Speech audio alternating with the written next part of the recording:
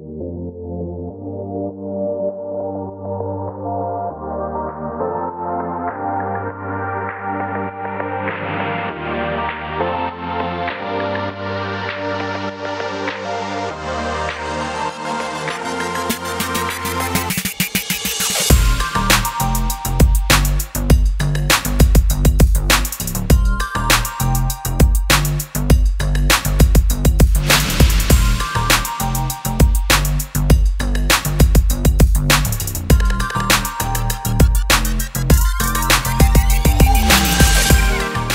Viewers, welcome to Suman TV.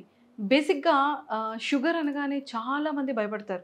అమ్మ బాబాయ్, చాలా యంగర్ ఏజ్ కదా, ఇంకా 25-26లోనే ఉన్నాం కదా, అప్పుడే షుగర్ వచ్చేసిందా నాకు, అసలు ఇంట్లో ఫ్యామిలీలో ఎవరికీ లేదే, అసలు నాకు షుగర్ ఎందుకు వచ్చింది అనే టెన్షన్ స్టార్ట్ అయిపోతూ ఉంటుంది.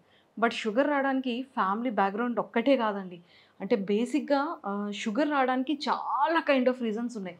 ఈరోజు నేను ఆ బుక్ చూసిన తర్వాత అమ్మ బాబాయ్, మనం కూడా అర్జెంటుగా వెళ్ళి ఫస్ట్ షుగర్ ఉందా లేదా చెక్ చేయించుకోవాలి. అంటే మన ఫ్యామిలీలో అంటే వారసత్వం నుంచి వస్తుందా లేదా, డాడీకి ఉందా, మదర్కి ఉందా, లేకపోతే అమ్మమ్మ తాతయ్యలకు ఉందా, సో దాన్ని బట్టి మనకు వస్తుందేమో వారసత్వం బట్టి అని అనుకోవడం కూడా రాంగే. షుగర్ అనేది ఎప్పుడు ఎలా వస్తుందో అది ఒక రిలేటివ్లా అన్ఎక్స్పెక్టెడ్గా కూడా వచ్చేయచ్చు మన బాడీలోకి.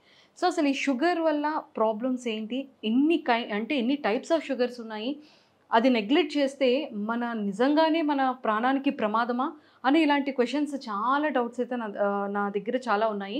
సో ఈరోజు డయాబెటిక్ చాలా స్పెషలిస్ట్. అసలు ఇక్కడికి వచ్చిన తర్వాత ఒక షుగర్ అంటే డయాబెటిక్ హాస్పిటల్ ఇంత పెద్దది ఎందుకు ఉంది, బేసిక్గా ఇంత పెద్ద హాస్పిటల్ ఉండదు కదా, అది కూడా 50 బెడ్డెడ్ హాస్పిటలా, డయాబెటిక్ కూడా ఇంత హాస్పిటల్ ఉంటుందా అని కూడా నాకు అనిపించింది. సో నేనైతే ఈరోజు విజయవాడ వచ్చేసాను. సో ఈరోజు నాతో పాటు డాక్టర్ కే వేణుగోపాల్ రెడ్డి సార్ ఉన్నారు. సో సార్తో మాట్లాడి, డాక్టర్ గారితో మాట్లాడి చాలా విషయాలు తెలుసుకోవాలి. Hello sir, welcome to Suman TV. నమస్తే అండి మనీషా గారు. నమస్తే సార్, ఎలా ఉన్నారు? Suman TV viewers. అసలు ఈ షుగర్ అనేది ఫ్యామిలీ వారసత్వంలో లేకపోయినా కూడా ఫ్రెష్గా ఎందుకు వస్తుంది షుగర్ అనేది రీజన్ ఏంటి? అంటే ముఖ్యంగా డయాబెటీస్లో మనం మాట్లాడుకునేది టైప్ 2 డయాబెటీస్.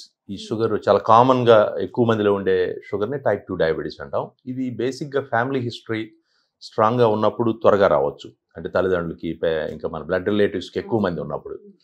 అలా లేకపోయినా కానీ మన ఎన్విరాన్మెంటల్ రిస్క్ ఫ్యాక్టర్స్ అంటాం. అంటే మన life style, unhealthy life style. ఇప్పుడు మనకు చూసినట్లయితే ఎక్కువ మంది సెడెంటరీగా ఉంటారు, పెద్ద ఫిజికల్ యాక్టివిటీ లేకుండా.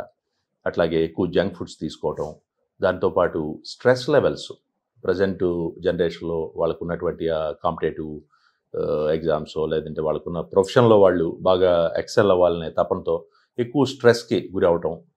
అట్లాగే పొల్యూషన్, మనం ఒకప్పుడు ఇది రిస్క్ ఫ్యాక్టర్గా అనుకునేవాళ్ళం కాదు, కానీ పొల్యూషన్ కూడా ఈ డయాబెటీస్ రావడానికి ప్రధానంగా ఎయిర్ పొల్యూషను దోహదపడుతుంది. అట్లాగే మరి వీటితో పాటు బ్లడ్ ప్రెషరు, కొలెస్ట్రాల్, ఇవి ఉన్నవారిలో కూడా డయాబెటీస్ వచ్చే రిస్క్ ఎక్కువగా ఉంటుంది. సో ఈ environmental risk factors, family history లేకపోయినా కానీ ఎక్సర్సైజ్ లేకుండా ఉండటము, బరువు ఓవర్ వెయిట్ ఉండటము, స్ట్రెస్ ఎక్కువగా ఉండటము, అట్లాగే ప్రాపర్ స్లీప్, ఇన్అడెక్వేట్ స్లీప్, నిద్ర లేకుండా ఉండటం. మనకి ఈరోజు ఈ ఎస్పెషలీ సాఫ్ట్వేర్ జాబ్స్లో కానీ, కాల్ సెంటర్స్లో కానీ ఇలా నైట్ టైం వర్క్ చేయటం, ఇవన్నీ కూడా ఎక్కువగా చూస్తున్నాం. అమెరికన్ టైమింగ్స్ ప్రకారం మన వాళ్ళు ఇక్కడ వాళ్ళ కోసం వర్క్ చేయటం, నైట్ నిద్రపోకుండా, దీని నుంచి కూడా మనకి బాడీలో స్ట్రెస్ హార్మోన్స్ పెరిగి డయాబెటీస్ రావడానికి కారణమవుతుంది.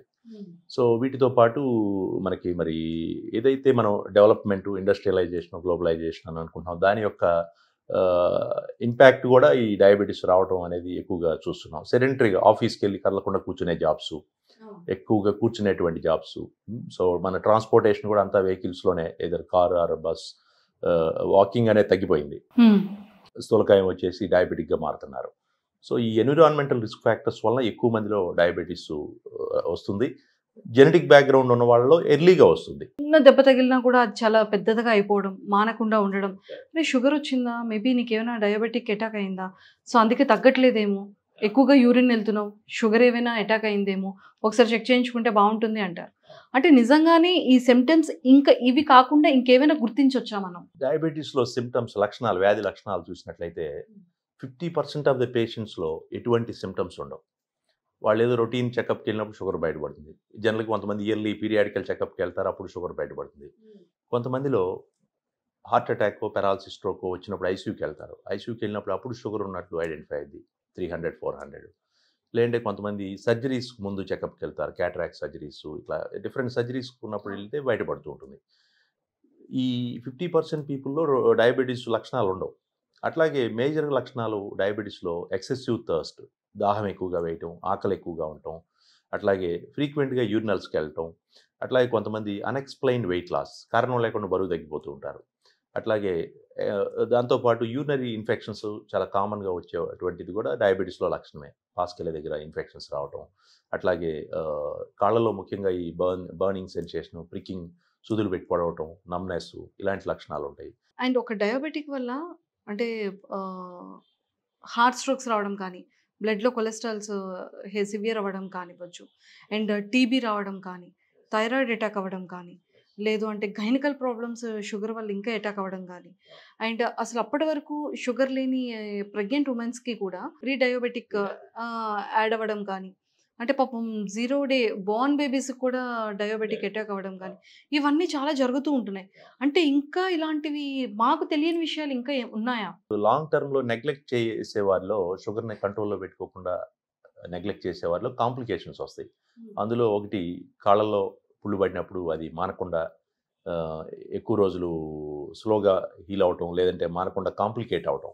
షుగర్ ఎక్కువ ఉన్నప్పుడు అది కాంప్లికేట్ అయ్యి కాలు పోయేదానికో, లేదంటే వేలు తీసేసేదానికో కారణం అవుతుంది. అంటే డయాబెటిక్ అనేది అంత హెచ్ఐవి కన్నా చాలా ప్రమాదంగా ఉంది సార్ ఇది. నిజంగా డయాబెటీస్ మనకి ఆల్మోస్ట్ 543 మిలియన్స్ డయాబెటిక్స్ ఉన్నారు వరల్డ్ వైడ్గా.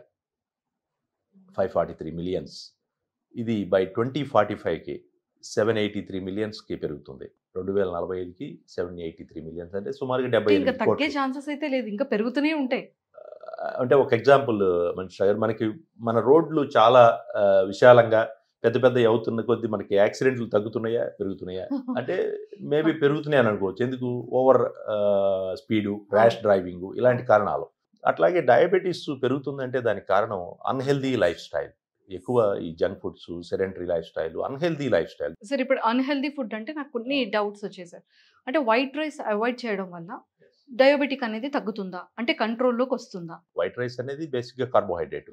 ఈ కార్బోహైడ్రేట్ని కనుక మనం తగ్గిస్తే జనరల్గా షుగర్ లెవెల్స్ త్వరగా తగ్గుతాయి. అంటే ఒకప్పుడు 60 ఏజ్ అంటే 60స్లోకి 70s 70. 50స్లోకి వెళ్తే వాళ్ళు తినేది ఆ ఒక్క వైట్ రైసే. కరెక్ట్. అంటే పెరుగన్నం కానివ్వచ్చు, లేకపోతే Yes. నైట్ అంతా వాటర్లో సోక్ చేసి ఆ రైస్ మార్నింగ్ తినేటప్పుడు, Yes. అంటే అదంతా హెల్దీగా ఉండేది కదా. Correct. ఏజ్తో సంబంధం లేకుండా 90 ఇయర్స్ 100 ఇయర్స్ బతికే వాళ్ళు కూడా ఉన్నారు ఆ టైంలో. కరెక్ట్. మీరు అన్నట్లు 1950s 60స్లో మరి ఇంత రైస్ తినేవాళ్ళు కదా, వాళ్ళకి ఎందుకు డయాబెటీస్ రాలేదని. So that is a very good valid point. ఏంటంటే ఆ రోజు ఫిజికల్ యాక్టివిటీ బాగా ఉండేది, ప్రతి ఒక్కరూ ఇంత బాగా జంక్ ఫుడ్ పనిచేసేవాళ్ళు. ఉండేది కాదు. జంక్ ఫుడ్ ఉండేది కాదు, ప్లస్ ఫిజికల్ యాక్టివిటీ. మీరు Yes. ఆ రోజు నిజంగా రైస్ ఎక్కువ తినేవారు కదా. అవును. మన గ్రాండ్ పేరెంట్స్ కానీ 3 పూట్ల తినేవాళ్ళు. 3 పూటలా తినేవాళ్ళు, బాగా పనిచేసేవాళ్ళు. రైస్ అనేది మనకి కార్బోహైడ్రేట్ ఎక్కువ ఉంటుంది కాబట్టి దాని నుంచి మరి త్వరగా షుగర్ లెవెల్స్ షూటప్ అవడం. వైట్ రైస్ ఎస్పెషల్లీ బాగా పాలిష్ చేసినటువంటి దానిలో ఈ ఫైబర్ కంటెంట్ తగ్గిపోతుంది. దాని నుంచి షుగర్ స్పీడ్గా డైజెస్ట్ అయ్యి బాడీలోకి గ్లూకోజ్ పెరుగుతుంది. అందువల్ల ఈ వైట్ రైస్ తిన్నప్పుడు షుగర్ చాలా ఎక్కువ పెరుగుతుంది. దాన్ని తగ్గించినట్లయితే ఆ మనకి ప్లేస్ లో ఏ రైస్ తినొచ్చు? దాని బ్రౌన్ రైస్ బ్రౌన్ రైస్ కానీ, లేదంటే మిల్లెట్స్, కాంప్లెక్స్ కార్బోహైడ్రేట్స్ అంటాం. అంటే పాలిష్ తక్కువ పట్టినటువంటి ఆహార పదార్థాలు, పీచు పదార్థం, ఫైబర్ ఎక్కువ ఉండే డైట్ అంటే మిల్లెట్స్, రాగులు, కొర్రలు, జొన్నలు, సజ్జలు, ఇలాంటి వాటిని. అవి కూడా క్వాంటిటీ లిమిటెడ్గా తినాలి. అంతేగాని అవి మంచిది కదా అని క్వాంటిటీ ఎక్కువ తింటే అల్టిమేట్గా అవి కూడా కార్బోహైడ్రేట్సే కాబట్టి షుగర్ పెరిగింది. So quantity important. ఫ్రూట్స్ దగ్గరికి వచ్చేస్తాయి. ఫ్రూట్స్ అనేది చాలా న్యాచురల్గా అది ట్రీ నుంచి మనకి దాని నుండి వస్తూ ఉంటుంది. బట్ అంటే ఈ ఫ్రూట్స్ తిన్నా కూడా ఈ డయాబెటిక్ అటాక్ అవుతుంది అని మనం ఎక్కువగా వింటూ ఉంటాం. ఫ్రూట్స్లో కూడా షుగర్ ఉన్న పేషెంట్స్ కానీ, లేదు అంటే ఎర్లీ ఏజెస్లో ఎర్లీ స్టార్టింగ్ షుగర్ స్టార్ట్ అయ్యేటప్పుడు కానీ ఈ ఫ్రూట్ తింటే ఇందులో షుగర్ కంటెంట్ ఎక్కువ ఉంటుంది, స్వీట్ కంటెంట్ ఇది ఎక్కువ ఉంటుంది, బట్ ఇది అవాయిడ్ చేస్తే మంచిది అంటారు. బట్ డయాబెటిక్ ఉన్నవాళ్ళు కానీ, స్టార్టింగ్ ఎర్లీ స్టేజెస్లో ఉన్నవాళ్ళు ఏ ఫ్రూట్స్ తినొచ్చు, ఏ ఫ్రూట్స్ని అవాయిడ్ చేయాలి? షుగర్ రావడానికి ఫ్రూట్స్ కారణం కాదు. మ్మ్. ఏదైనా ఓవర్గా తినటం, క్యాలరీస్ ఎక్కువై బరువు పెరగటం, జెనెటిక్ బ్యాక్గ్రౌండ్, ఇవి కారణాలు. బట్ డయాబెటీస్ వచ్చిన తర్వాత మ్మ్. కొన్ని రకాల ఫ్రూట్స్ అంటే హై గ్లైసెమిక్ ఇండెక్స్ అంటాం, అంటే బాగా స్వీట్గా ఉంటాయి. అవి తినగానే షుగర్ చాలా స్పీడ్గా పెరిగింది. ఎస్పెషల్లీ అంటే మనకి అంటే తినాల్సిన ఫ్రూట్స్ ఏంటి అనేది చూద్దాం. మ్మ్. బేసిక్గా గోవా, జామకాయ, మ్మ్. అట్లాగే బొప్పాయి, మ్మ్. అలాగే మరి యాపిల్, అలాగే సిట్రస్ ఫ్రూట్స్, ఆరెంజ్ ఇవి తీసుకోవచ్చు.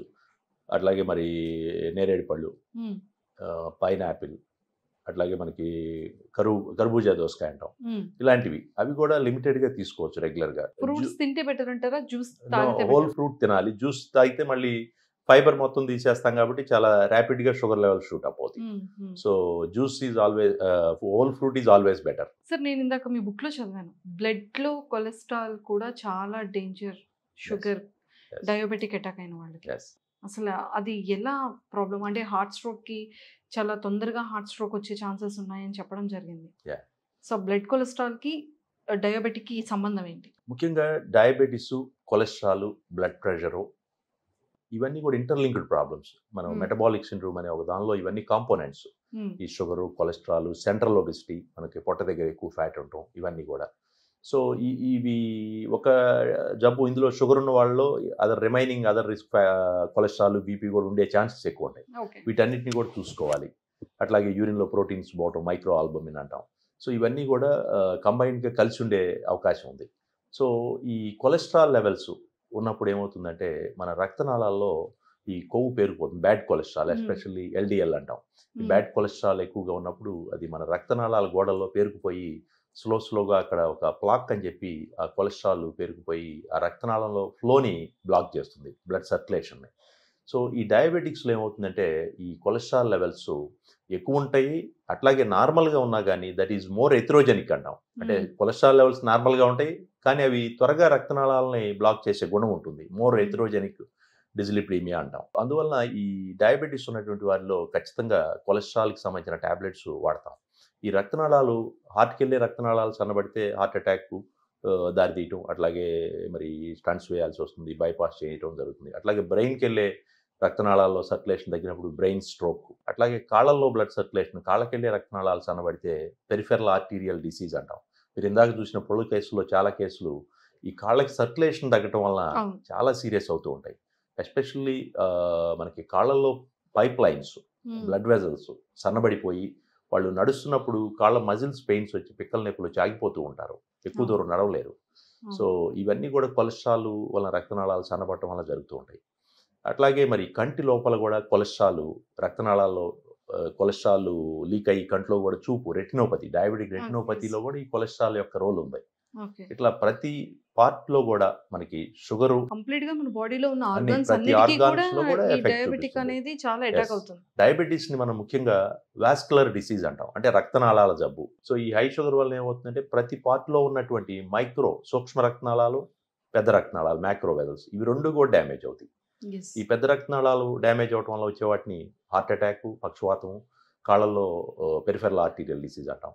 అలాగే మైక్రో యాంజియోపతి, సూక్ష్మ రక్తనాళాలు దెబ్బతినటం వల్ల వచ్చే వాటిని రెటీనా, కన్ను లోపల రెటినోపతి, డయాబెటిక్ రెటినోపతి అంటాం. అట్లాగే కిడ్నీలో డయాబెటిక్ నెఫ్రోపతి అంటాం. అట్లాగే కాళ్ళలో నర్వ్స్కి సర్క్యులేషన్ తగ్గితే డయాబెటిక్ న్యూరోపతి అంటాం. ఇలా ఈ రక్తనాళాలకు సంబంధించినటువంటి జబ్బుగా మనం డయాబెటీస్ ని చెప్పవచ్చు. సార్, ఎక్కువగా యూరిన్ ఇన్ఫెక్షన్స్ కూడా వస్తుందని వినడం జరిగింది. అంటే మెయిల్ ఆర్ ఫీమేల్ బోత్ కూడా. అంటే ఈ డయాబెటిక్ ఉండడం వల్ల అంటే యూరిన్ ఇన్ఫెక్షన్ ఎక్కువగా వస్తుంది. డయాబెటీస్ లో ఇన్ఫెక్షన్స్ కూడా కంట్రోల్ లేని వారిలో చాలా తరచుగా వస్తూ ఉంటాయి. ఈ అన్కంట్రోల్ డయాబెటీస్ అంటే షుగర్ జనరల్గా HbA1c బిలో 7 మెయింటైన్ చేయాలని చెప్తాం, 3 months యావరేజ్. ఎవరైతే డయాబెటీస్ని కంట్రోల్లో లేకుండా HbA1c 8, 9, 10 అంతకంటే ఎక్కువ మెయింటైన్ చేసే వాళ్ళు ఉంటారు. అలాంటి వారిలో తరచుగా ఈ ఇన్ఫెక్షన్స్, ఎప్పుడైతే బ్లడ్లో షుగర్ పెరిగిద్దో దానికి ఫంగల్ ఇన్ఫెక్షన్స్ రావడానికి, అలాగే అదర్ బ్యాక్టీరియల్ ఇన్ఫెక్షన్స్ ఇలాంటివి వచ్చి సీరియస్ అయ్యే అవకాశం ఉంటుంది. UTI చాలా కామన్గా ఆడవారిలో ఎక్కువగా చూస్తూ ఉంటాం. ఆ ఇన్ఫెక్షన్ యూరినరీ ట్రాక్లోంచి పైకి వెళ్ళి యూరినరీ బ్లాడర్లో, మనకి మూత్రాశయం, ఆ యూరినరీ బ్యాగ్ ఏదైతే ఉందో దానిలో ఇన్ఫెక్షన్ ఉంటుంది. అక్కడి నుంచి పైకి వెళ్ళి కిడ్నీస్లోకి వెళ్ళి కొన్నిసార్లు పైలోనెఫ్రైటిస్ అనే ఒక ఇన్ఫెక్షన్, కిడ్నీలో చీము పట్టడం, చలి జ్వరం రావడం జరుగుతుంది. సో ఈ రెకరెంట్ యూరినరీ ట్రాక్ట్ ఇన్ఫెక్షన్, కొంతమందిలో డయాబెటీస్ కంట్రోల్ లేకపోతే తరచుగా నెలకు 15 రోజులకు ఇన్ఫెక్షన్ వచ్చి లాంగ్ టర్మ్లో వీళ్ళు కిడ్నీలు ఫెయిల్ అయ్యేదానికి దారితీస్తుంది. ఫిజికల్ రిలేషన్ వల్ల కూడా షుగర్ అటాక్ అయ్యే ఛాన్సెస్ ఉంటుందా? కొంతమంది అడుగుతూ ఉంటారు, డయాబెటీస్ మా వైఫ్కి ఉంటే నాకు వస్తుందా, లేదంటే హస్బెండ్కి ఉంటే నాకు వస్తుందా, ఫిజికల్గా కలవటం అని అడుగుతూ ఉంటారు. డయాబెటీస్ అనేది అంటువ్యాధి కాదు, it is not a contagious disease. అది లైఫ్ స్టైల్ వల్ల వచ్చే జబ్బే కానీ ఒకరి నుంచి ఒకరికి మనకి జలుబు దగ్గులాగా అంటువ్యాధి కాదు. సో డయాబెటీస్ కంట్రోల్లో లేకపోతే ఏమవుతుందంటే ఈ యూరినరీ ఇన్ఫెక్షన్స్ ఉన్నప్పుడు అది ఒకళ్ళ నుంచి ఒకళ్ళకి స్ప్రెడ్ అయ్యే అవకాశం ఉంది, ఫిజికల్ సెక్షువల్ దీనివల్ల. అందువల్ల డయాబెటీస్ ఈ మధ్య ఇలాంటి ఇష్యూస్ కూడా మేము కొన్ని చూస్తున్నాం. ఒకప్పుడు డయాబెటీస్ ఓల్డ్ ఏజ్లో వచ్చేది, 50 తర్వాత 60కో 70కో వచ్చేది. ఈరోజు బిఫోర్ మ్యారేజ్ 25కి వస్తున్న డయాబెటీస్. అలాంటి వాళ్ళు మ్యారేజ్ చేసుకొని ఈ డయాబెటీస్ కంట్రోల్లో లేకపోతే వాళ్ళకి ఇలాంటి ఇష్యూస్, సెక్షువల్ సంబంధించినటువంటి ఇష్యూస్ రావటం, దాని నుంచి మరి డైవోర్స్, ఇట్లాంటి కొన్ని కేసులు మేము చూస్తూ ఉంటాం. అందువల్ల డయాబెటీస్ కంట్రోల్లో లేకుండా ఉన్నప్పుడు యూరినరీ ట్రాక్ట్ ఇన్ఫెక్షన్స్ వచ్చి అది ఇద్దరికీ ఇబ్బందే, వైఫ్ అండ్ హస్బెండ్ ఇద్దరికి. సో జెంట్స్ లో కూడా ఎక్కువగా ఏంటి అంటే స్మోక్ అండ్ ఆల్కహాల్ అలవాటు ఉన్న వాళ్ళు కూడా ఎక్కువగా డయాబెటిక్స్ అనేది చాలా ఎక్కువ అటాక్ ఉండడం వల్ల అది కూడా డేంజర్ అని ఉంది మీ దాంట్లో. సో దాని గురించి ఏం చెప్తారు? స్మోకింగ్ అండ్ ఆల్కహాల్ రెండింటి వలన కూడా డయాబెటీస్ వస్తుంది. ఎక్సెసివ్ కన్జంప్షన్ ఆఫ్ ఆల్కహాల్ వలన వాళ్ళు ఒబెసిటీ, కొలెస్ట్రాల్ పెరగటం, ప్యాంక్రియాస్ డ్యామేజ్ అవ్వటం, ఇవన్నీ కూడా మెల్లిగా డయాబెటీస్కి దారితీస్తూ ఉంటాయి. లేదంటే కొంతమంది ప్యాంక్రియాటైటిస్ అని ఈ ప్యాంక్రియాస్ డ్యామేజ్ అయ్యి డయాబెటిక్గా మారుతారు, పూర్తిగా ఇన్సులిన్ డిపెండెంట్ డయాబెటిక్గా మారుతారు. అట్లాగే స్మోకింగ్ వలన ఈ ఇన్సులిన్ రెసిస్టెన్స్ ఎక్కువైంది, వాళ్ళకు కూడా డయాబెటీస్ వచ్చే రిస్క్ పెరుగుతుంది.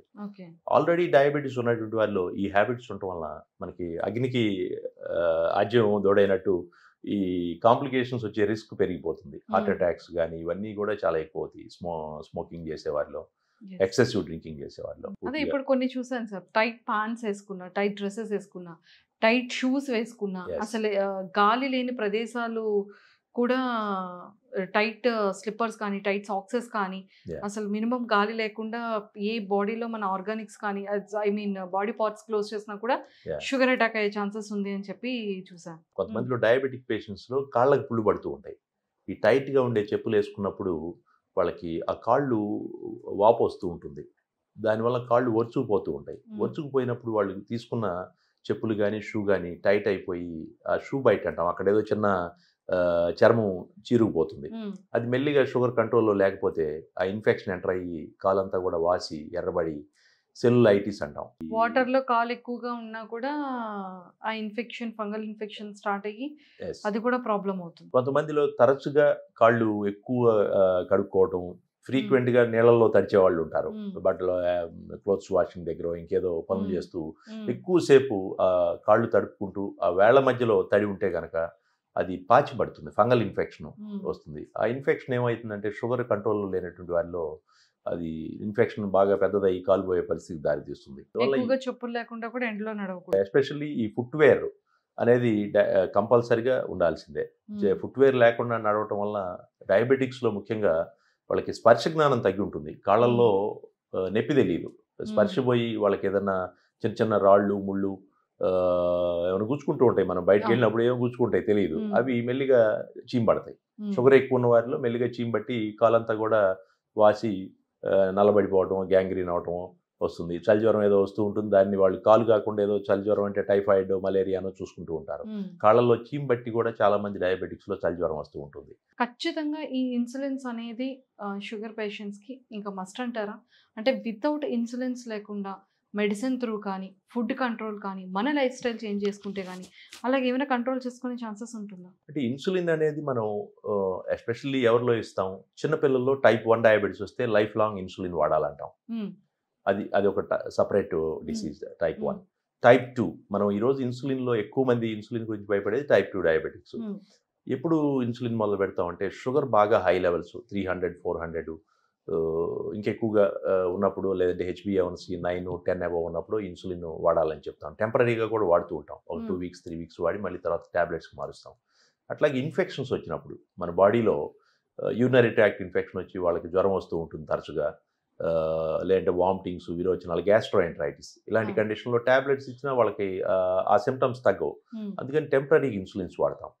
అలాగే కొంతమందిలో మరి సర్జరీస్కి వెళ్ళేటప్పుడు, for example cataract I surgery కానీ, లేదంటే బైపాస్, గర్భసంచి, ఇలా ఆపరేషన్స్కి వెళ్ళేటప్పుడు కూడా ఇన్సులిన్స్ వాడతాం. ఎందుకంటే త్వరగా ఆ వూండ్స్ హీల్ అవ్వాలి, అట్లాగే ఇన్ఫెక్ట్ అవ్వకుండా, చీంబట్టకుండా త్వరగా మానాలనే ఉద్దేశంతో ఇన్సులిన్ ఇస్తాం. అట్లాగే కొంతమందికి కిడ్నీస్ డ్యామేజ్ అయిన వాళ్ళు, లివర్ ప్రాబ్లం ఉన్నటువంటి వాళ్ళు ట్యాబ్లెట్స్ వల్ల కొంత నష్టం జరుగుతుందనే ఉద్దేశంతో ఇన్సులిన్స్ వాడతాం. ఇలా మనం ఇన్సులిన్ అనే దాన్ని బేస్డ్ ఆన్ ది కండిషన్, ఆ వ్యక్తికి ఎందుకు ఇవ్వాలి అనుకుంటున్నాం అనే దాన్ని బట్టి ఎంతకాలం అనేది ఆధారపడి ఉంటుంది. ఓకే. అంతేగాని ఒకసారి ఇన్సులిన్ మొదలు పెడితే లైఫ్ లాంగ్ అనేది అపోహ. ఓకే. చాలా కేసుల్లో షుగర్ బయటపడే రోజే చాలా హై లెవెల్స్‌తో వచ్చినప్పుడు స్టార్టింగ్‌లోనే ఒక 10 రోజుల్లో, 15 రోజులు ఇచ్చి తర్వాత టాబ్లెట్స్‌కి మారుస్తాం. అలాగే కొంతమందిలో కిడ్నీ ఫెయిల్ అయినటువంటి వారిలో గానీ, లివర్ సిరోసిస్ ఇలాంటి క్రానిక్ హెల్త్ ప్రాబ్లమ్స్ ఉన్న వారిలో ఇన్సులిన్ కంటిన్యూ చేయాల్సి ఉంటుంది లైఫ్ లాంగ్. ఓకే. అందువల్ల ఇన్సులిన్ అనేది వాళ్ళ యొక్క హెల్త్ కండిషన్ బట్టి it's maybe temporary insulin or long time వేసుకోవాల్సిన అవసరం ఉంటుంది. సార్ వన్స్ షుగర్ అటాక్ అయిన తర్వాత బాడీకి అది పోయే ఛాన్సెస్ ఉంటుందా? ఇంకా లైఫ్ టైమ్ ఈ షుగర్ అనేది మెడిసిన్ త్రూ కంట్రోల్ చేసుకుంటూ ఉండాల్సిందేనా? ఈ మధ్య కాలంలో కూడా చాలా మంది రివర్సల్ ఆఫ్ డయాబెటిస్ అనేది యెస్. అంటే లైక్ డైట్ ఇది చేస్తే ఇంక మళ్ళీ మనం రివర్స్ చేసేయొచ్చు. ఆ, షుగర్ రాదు.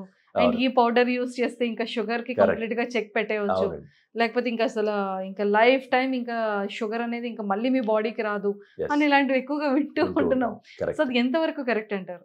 ఏదైనా మనం పబ్లిక్ ఈజీగా చేయటానికి అవకాశం ఉన్న వాటి ద్వారా తగ్గేటట్లయితేనే అది సాధ్యమైంది తప్పితే మనం అంటే చాలా డిఫికల్ట్ ప్రాసెస్లు కష్టమైనవి చెప్తే అది టెంపరీ ఫినామినన్. ఇప్పుడు ఫర్ ఎగ్జాంపుల్ మనం ఈ డైట్ చేస్తే తగ్గుతుంది అంటాం. మేబీ కార్బోహైడ్రేట్ పూర్తిగా మానేసి కొన్ని రోజులు చేసినప్పుడు తగ్గిద్ది. మనం కార్బోహైడ్రేట్ పూర్తిగా తీసేసి ప్రోటీన్ ఫ్యాట్ తీసుకుంటూ ఉంటే కొన్ని రోజులు తగ్గిపోతుంది. బట్ అది లైఫ్ లాంగ్ మనం చేయటం ఇట్స్ ఎ డిఫికల్ట్ ప్రాసెస్. అందువల్ల అలాంటివి అంటే వాటికి నిజంగా ఎంతవరకు దానికి సైంటిఫిక్ ఎవిడెన్స్ ఉంది అనేది చూడాలి. బట్ ఏదైనా మీకు నిజంగా ఎవరో పక్కన వాళ్ళు చెప్పినప్పుడు ఇది చేసినప్పుడు నాకు తగ్గిపోయిందని చెప్పి నాకు అట్రాక్ట్ అవుతాం. అది చేసేటప్పుడు మీరు ఖచ్చితంగా బ్లడ్ షుగర్ లెవెల్స్ని మానిటరింగ్ చేసుకుంటూ పీరియాడికల్ చెక్ చేసుకుంటూ ఎప్పుడైతే షుగర్ కంట్రోల్ అవ్వకుండా పెరుగుతుందో ఇమీడియట్గా మీ డాక్టర్ గారిని కలిసి దాని గురించి అడ్వైస్ తీసుకోవాలి. అండ్ ఇంకొకటి ఏంటంటే చాలా మందికి అవేర్‌నెస్ లేనిది ఏంటి అంటే ఇంట్లో మన ఫ్యామిలీలో ఎవరికో ఒకరికి షుగర్ ఉన్న వాళ్ళకి రెగ్యులర్‌గా టెస్ట్ అనేది చేస్తారు. అవును.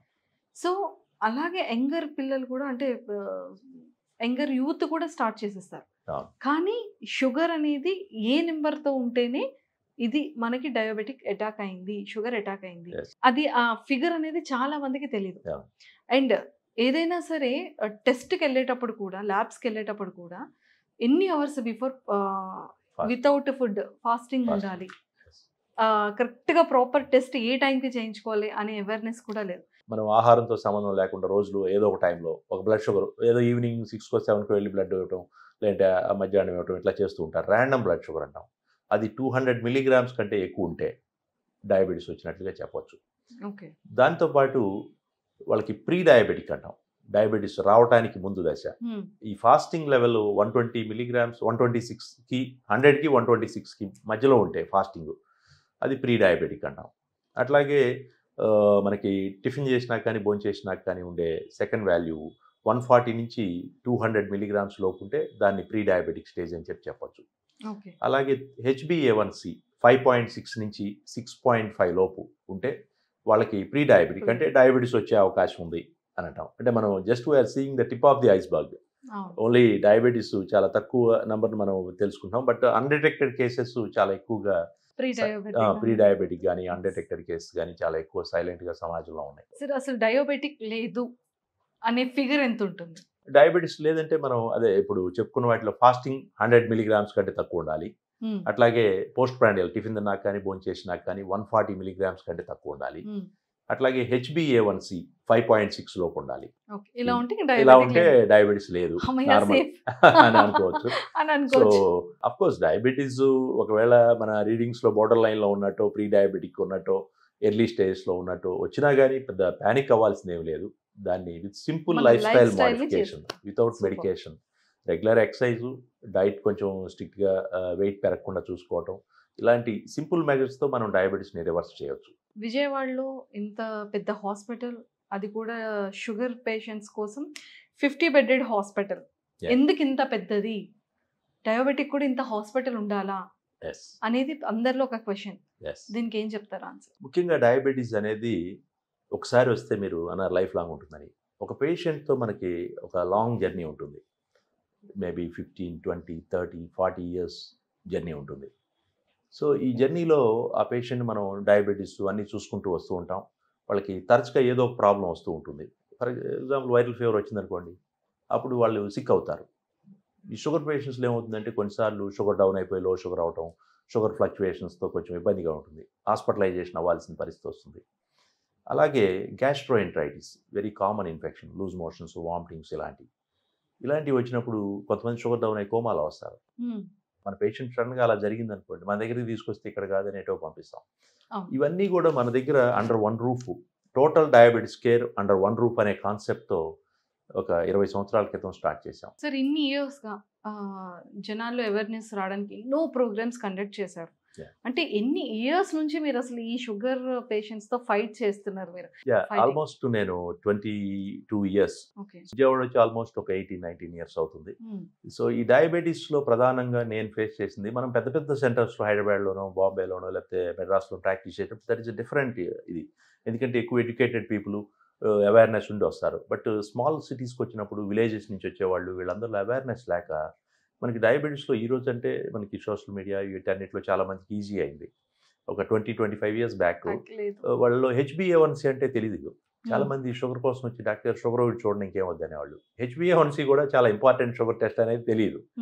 ఆ టెస్ట్ లేకుండా మనం బ్లైండ్గా ట్రీట్ చేయడమే, నిజంగా డయాబెటీస్ కంట్రోల్ ఎంత ఉందో మనకు తెలియదు. సో అందుకని వీటన్నిటి మీద అవేర్నెస్ క్రియేట్ చేయడం చాలా ఇంపార్టెంట్ అనే దీంతో గత 20 సంవత్సరాల నుంచి కూడా ఎస్పెషల్లీ స్కూల్స్, దాదాపు 1000కి పైకి స్కూల్స్లో 10 లక్షల మంది స్టూడెంట్స్ని డయాబెటీస్ మీద అవేర్నెస్ ఎస్ఏ రైటింగ్స్ పెట్టడం. ఎవ్రీ ఇయర్ November 14th ఒక పెద్ద ఈవెంట్, ఒక 50,000 మంది పిల్లలతో ఎస్ఏ రైటింగ్స్ రాయించి డయాబెటీస్ మీద అవగాహన.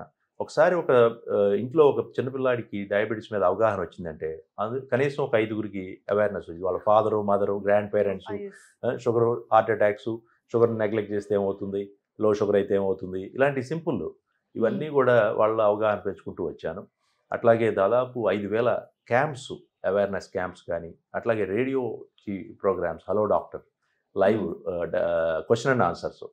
అంటే ఒక అవేర్నెస్ ఉన్న వ్యక్తికి అవేర్నెస్ లేని వ్యక్తికి డిఫరెన్స్ ఏంటంటే, అవేర్నెస్ ఉన్న వ్యక్తి ముందుగానే జాగ్రత్త పడి కేర్ తీసుకుంటే ఎక్స్ట్రా 10 ఇయర్స్ ఆరోగ్యంగా జీవించగలుగుతాడు.